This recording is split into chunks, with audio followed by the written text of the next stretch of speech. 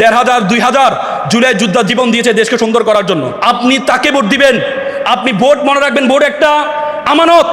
আপনি ভোট দেওয়া মানে আপনাকে বুঝতে হবে, ভোট দেওয়া মানে সে যা কাজ করবে, সে যদি কোনো গুনার কাজ করে আমি তাকে সিল দিলাম, সে যদি টেন্ডারবাজি করে আমি তাকে সিল দিলাম, সে যদি চাঁদাবাজি করে আমি তাকে সিল দিলাম, সে যদি কোরআন সুন্নাহর এগেইনস্টে কোনো বিল করে আমি সিল দিয়ে সমর্থন দিলেন। যত গুনাহ আছে সব গুনাহ আপনার আমলনামা যাবে। আর আপনি যদি এমন মানুষকে সিল মারেন যে নামাজ পড়েন, এমন মানুষকে সিল মারেন যে মানুষের হক নষ্ট করে না, এমন মানুষকে সিল মারেন যারা কোরআনের আইন বাস্তবায়ন করতে চায়, তাহলে মনে রাখবেন, তাহলে সকল সওয়াবগুলো আপনার আমলনামা আসবে। এই জন্য ভোট দেওয়ার ক্ষেত্রে সাবধান। এবার বাংলাদেশকে জিতানোর সময় এসেছে। মনে রাখবেন, 1500 2000 জীবন, 57 জন গাজীপুরের সন্তান জীবন দিয়েছে কাউকে জিতানোর জন্য নয়, বাংলাদেশকে জিতানোর জন্য। আজকেই সময় আসছে বাংলাদেশকে জিতানো, আজকের সময় আসছে বাংলাদেশকে জিতানো। সে জিতানোর দায়িত্ব আপনাদের আছে, সে দায়িত্ব আপনাদের পালন করতে হবে। পারবেন তো ইনশাল্লাহ? পৃথিবীতে সবচেয়ে মূল্যবান সম্পদ হচ্ছে তোমার বাবা এবং তোমার মা। আজকে যে বাবা মাগুলো পিছনে বসে আছে, সারা সপ্তাহ ধরে যে বাবা মাগুলো সারা সপ্তাহ ধরে কাজ করেছে, শুক্রবার শনিবার দিকে তাকিয়ে থাকে কখন আসবে, সে শুক্রবার শনিবার একটু বিশ্রাম নিবে, সে বাবা মাগুলো আজকে তোমাদের আনন্দে আনন্দিত হওয়ার জন্য, আজকে তোমাদেরকে নিয়ে এই প্রোগ্রামে আসছে। পৃথিবীতে বাবা মা না হারালে তোমরা বুঝবা না পৃথিবীর কত গুরুত্বপূর্ণ সম্পদ হচ্ছে তোমার বাবা এবং তোমার মা। আজকে বাবা হচ্ছে এমন একটা জিনিস, আজকে সবসময় আমরা মায়ের কথা বলি, বাবার কথা খুব কম বলি। কিন্তু বাবাকে বলা হয় একটা ছাদের মতো, যত গরম আছে, যত চাপ আছে সবকিছু সহ্য করে, কিন্তু নিচে তার পরিবারের, তার সন্তান, তার ওয়াইফ, তার স্ত্রী, তার মা বাবা, সে মা বাবাকে শান্তিতে রাখার জন্য সব কষ্ট সহ্য করে। বাবাকে বলা হয় একটা ছাতার মতো, সকল বৃষ্টি ঝড় ঝাপটা উপরে দিয়ে যায়, তারপরে নিচে তার সন্তান, তার পরিবারের সদস্যদেরকে কষ্ট দিতে চায় না। বাবাকে বলা হয় সেই সূর্যের মতো, সূর্য যেমন আমাদেরকে গরম দেয়, কিন্তু সূর্য যদি না থাকে আমাদের জীবন যেমন অন্ধকার হয়ে যায়, তেমনি বাবা যদি তোমার জীবনে না থাকে, তোমার জীবনটা সেভাবে অন্ধকার হয়ে যায় যদি বাবা না থাকে। আজকে বাবাদেরকে আমরা মূল্যায়ন খুবই কম করি, আমরা। আজকে আমি বাবা হারিয়েছি, আমি জানি বাবা আমার জীবনে, আমার মনে হয় যে পৃথিবীর সবকিছু যদি আমাকে দিয়ে বলতো সবকিছু এর বিনিময়ে তোমার বাবাকে ফেরত দেব, তাহলে আমি সেটা গ্রহণ করে নিতাম।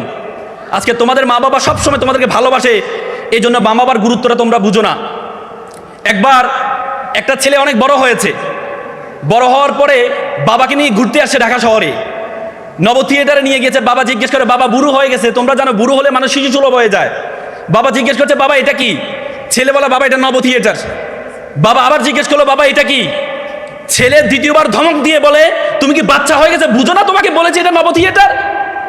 বাবার চোখের পানি ফেলে দিয়ে বলল, বাবা ঠিক 20 বছর আগে তোমাকে আমি শাপলা চত্বরে নিয়ে আসছিলাম, তুমি আমাকে একবার প্রশ্ন করেছিলে এটা কি, আমি বলেছিলাম বাবা এটা শাপলা।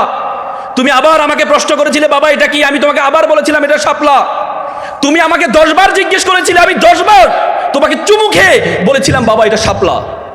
আজকে একবার থেকে 2 বার থেকে তোমার কাছে আমাকে অসহ্য মনে হচ্ছে। আজকে সে বাবাকে আমরা গুরুত্ব দিতে পারি না। একটা বাবা বৃদ্ধ বয়সে একটা রেস্টুরেন্টে খেতে গিয়েছে, ছেলে নিয়ে গিয়েছিল, বাবার খাওয়ার পরে যাচ্ছে, ছেলে খাবারটা নিয়ে বাবাকে খাওয়াই দিচ্ছে, পাশে একটা বৃদ্ধা লোক তাকিয়ে থাকার পরে বাবা খাওয়ার শেষে ছেলে মুখটা মুছে দিয়ে যখন বিলের সেকশনে গেলেন বিল দেওয়ার জন্য, সে সময় বৃদ্ধা লোকটি ছেলেকে বলল, বাবা তুমি কি কোনো কিছু রেখে যাচ্ছ? বলে যে, বাবা আমি না আঙ্কেল, আমি তো কিছু রেখে যাচ্ছি না।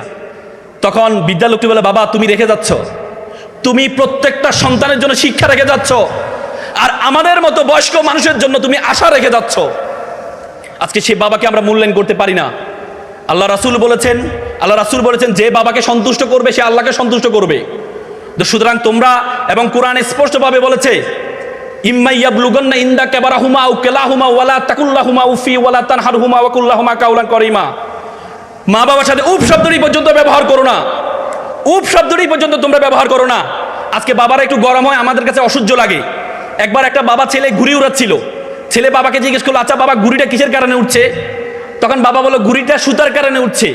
তখন ছেলে বলে, বাবা আমি দেখছি সুতা ঘুড়িকে টানছে, আর তুমি বলো সুতার কারণে উঠছে। তখন বাবা তাকে শিক্ষা দেওয়ার জন্য সুতাটা ছিঁড়ে দিয়েছিল। পরবর্তী দেখাতে একটু লাফঝাপ করে ঘুড়িটা আবার নিচে পড়ে যায়।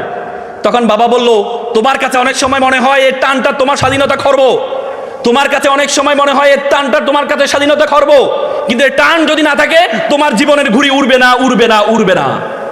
আজকে শিক্ষার্থীরা, তোমরা তোমার বাবাকে তোমরা সবসময় দেখো বাবারা খুব ভালো পোশাক পরে অফিসে যায়। মায়ের কষ্টটা তোমরা সবসময় দেখো, বাবার কষ্টটা তোমরা সবসময় দেখো না। কারণ বাবা যখন অফিসে যায় স্টুডেন্ট বুটেড হয়ে যায়, কিন্তু সে যখন শ্রমিক হিসাবে কাজ করে তখন এই পোশাকটা খুলে ময়লা পোশাক পরে সারাদিন কাজ করে আবার ঘরে আসার সময় আবার নিজের সুন্দর পোশাকটা পরে আসে। তুমি তো দেখেছো সকালে গিয়েছে সুন্দর পোশাক পরে, আবার রাতে আসে সুন্দর পোশাক পরে, কিন্তু এই যে সারাটা দিন যে কষ্ট করেছে তোমার জন্য, সে কষ্টটা আমরা দেখি না। এই জন্য তোমাদের প্রতি উদত্ত আহ্বান থাকবে শিক্ষার্থীরা, তুমি তোমার মাকে যতটুকু মূল্যায়ন করবা তোমার বাবাকে ততটুকু মূল্যায়ন করবা। মায়ের বিষয় তোমরা এখানে অনেক, আজকে আমি কিছুদিন আগে আমি অবাক হয়েছিলাম, একটা বৃদ্ধাশ্রমে, ঢাকার একটা মিরপুরে একটা বৃদ্ধাশ্রমে গিয়েছিলাম। সে বৃদ্ধাশ্রমে দেয়ালে বড় করে লেখা আছে, একটা ছেলে লিখেছে বড় করে লিখেছে, একটা মা লিখেছে যে বাবা এবার ঈদে তোর বাড়িতে আমাকে একটু নিবি, বাবা এবার ঈদে তোর বাড়িতে আমাকে একটু নিবি। কত ভয়ঙ্কর বাক্য ব্যবহার করেছে, কত ভয়ঙ্কর বাক্য ব্যবহার করা হয়েছে। এবার ঈদে তোর বাড়িতে আমাকে একটু নিবি। মায়ের কষ্ট বাবার কষ্ট আমরা বুঝি নাই বলেই আজকে আমাদের দেশে বৃদ্ধাশ্রম বেড়ে যাচ্ছে, আজকে আমাদের দেশে বৃদ্ধাশ্রম বেড়ে যাচ্ছে। সেই মা বাবার কষ্টটা বুঝবা। একবার একটা মা ঘরে রান্না করছিল, এমন সময় ছেলে এসে মাকে একটা চিরকুট ধরিয়ে দিল, বলল যে মা তোমাকে একটা বিল দিলাম, বিলটা পরিশোধ করো। মা বললো যাও তো, আমি কাজ করছি। বলছে না মা, তোমাকে একটা বিল দিলাম, বিলটা পরিশোধ করো। মা কাগজটা খোলার পর দেখলো ছেলে লিখেছে যে মা তুমি রান্না করার সময় বিভিন্ন সময় আমাকে বিভিন্ন জিনিস আনতে বলো, এটার জন্য 100 টাকা বিল।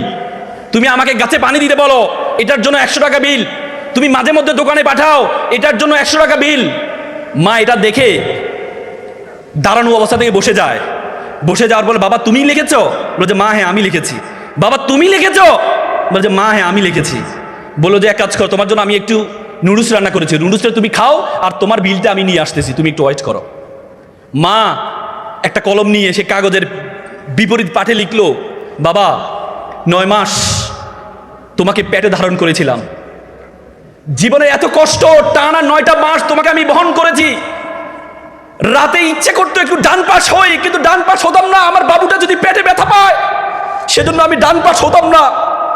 ইচ্ছা করতো একটু বাম পাশ হই, কিন্তু যে বাবুকে আমি দেখি নাই তার প্রতি আমার এত মহব্বত, আমি বাম পাশ হতাম না যে আমার সন্তানটা যদি ব্যথা পায়। সেটার জন্য তোমার বিল 0 টাকা।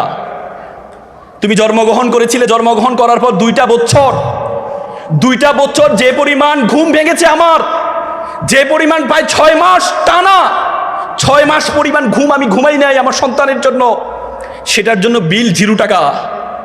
তুমি পিঠা পছন্দ করতাম, ওই দিন পিঠা রান্না করেছিলাম তোমার জন্য, পরিবারের সকলেই পিঠা খেয়েছে, সর্বশেষ একটি পোড়া পিঠা ছিল, সারাদিন কিছু খাইনি, চিন্তা করেছিলাম পিঠাটা খাবো। তুমি বাইরে থেকে দৌড়িয়ে এসে বললাম মা এটা কি অন্য পিঠা, এই পিঠাটা আমি খাবো।